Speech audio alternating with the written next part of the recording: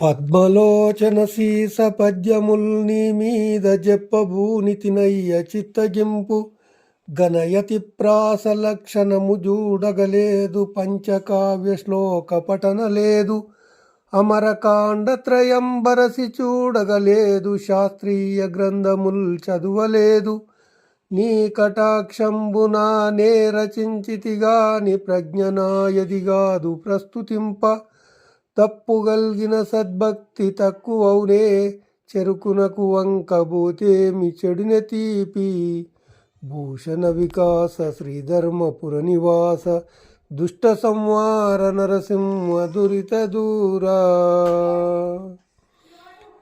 భావము: ఓ నరసింహస్వామి కమలనేత్ర, నీపై నేను సీసపద్యముల చెప్పబూనితిని, స్వీకరించుము.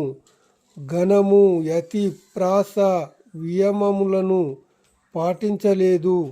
నేను పంచకావ్యములను అమరమును శాస్త్ర గ్రంథములను చూచినవాడనుగాను.